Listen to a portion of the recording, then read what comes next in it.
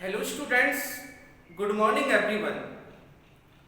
आज हम इस वीडियो में BA part first English literature जो पॉपुलर शॉर्ट स्टोरी वाली जो बुक है उसकी second story the open window उसकी स्टडी करेंगे।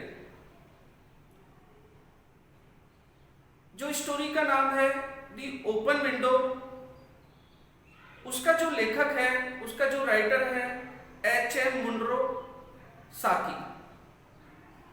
सबसे पहले हम एच.एम. मुनरो के बारे में स्टडी करते हैं। एच.एम. मुनरो का जन्म 1870 में बर्मा में हुआ और उनकी जो एजुकेशन है वो इंग्लैंड में हुई और वो प्रतिष्ठित लेखकों में से जो प्रथम विश्व युद्ध के दौरान मारे गए उनमें से भी एक हैं। इनकी मृत्यु 1916 में हुई और ये एच.एम. मुनरो जो है अपनी बुद्धि, विट से, ह्यूमर, हास्य से और सटायर से ये महान कहानीकार है और इनकी कहानियों के जो संग्रह हैं वो निम्न है। सबसे पहला रेजिनाल्ड जो 1904 में पब्लिश हुआ। इसके बाद रेजिनाल्ड इन रसिया 1910 में हुआ। द क्रोनोलॉजिकल ऑफ क्लोविस 1911 में प्रकाशित हुआ और इसके बाद बीस्ट एंड सुपर बीस्ट 1914 में प्रकाशित हुआ। तो स्टूडेंट्स, ये जो कविताओं, जो इनकी कहानियों के जो संग्रह हैं, ये इनको महान कहानीकार बनाते हैं। जो हमारे सिलेबस में जो स्टोरी है दी ओपन विंडो, ये जो कहानी है अगर हम इसे सतही रूप से देखें तो बहुत से कह देते हैं कि ये भूतों वाली कहानी है, एक घोस्ट स्टोरी है। But in reality it is not a ghost story, कि ये वास्तव में एक भूतों वाली कहानी नहीं है।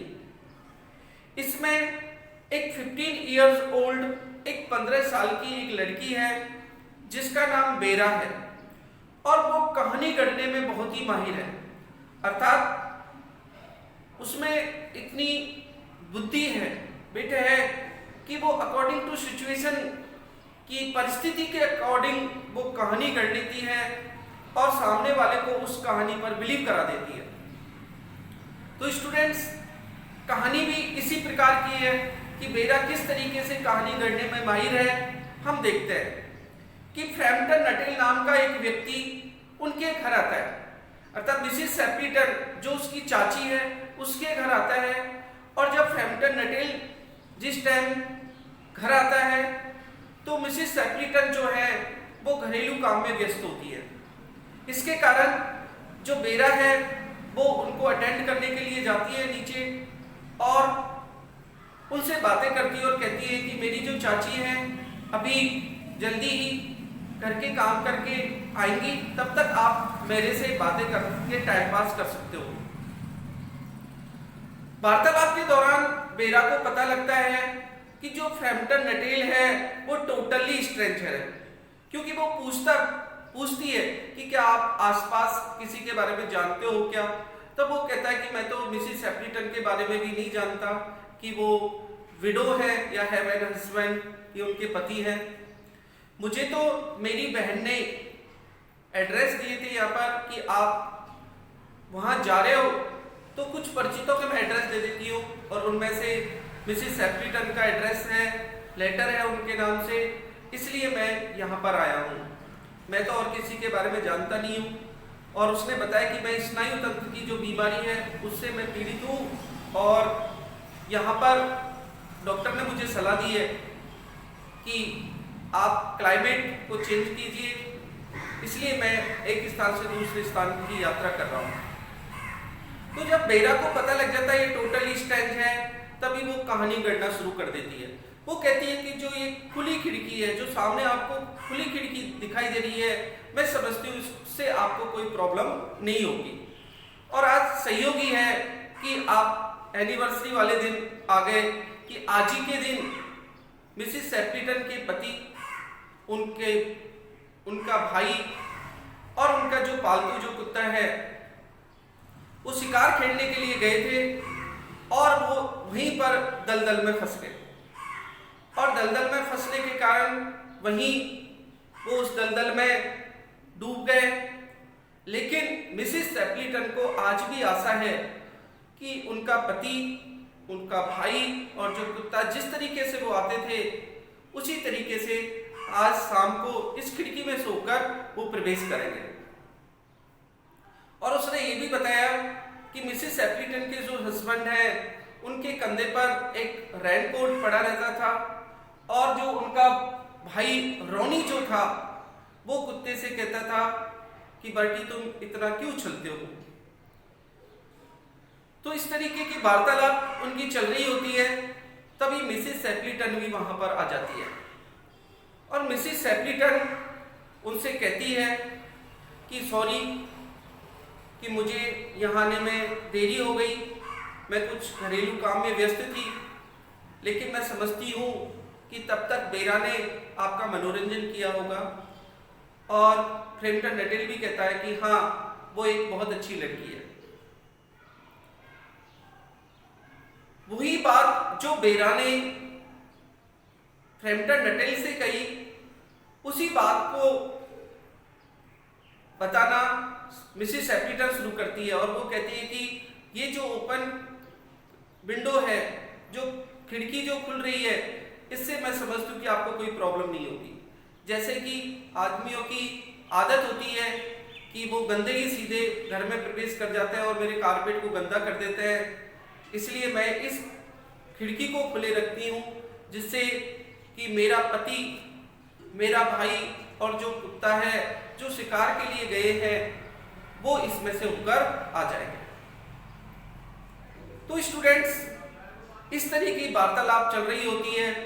थोड़ा सा अंधेरा हो चुका होता है, शाम हो चुकी होती है और वो भी वही बताती है कि मेरा जो पति है वो कंधे पर रेनकोट डालकर जाता है और जो कुत्ता है उससे मेरा जो भाई है वो कहता है कि बेटी तुम इतना उछलते क्यों हो।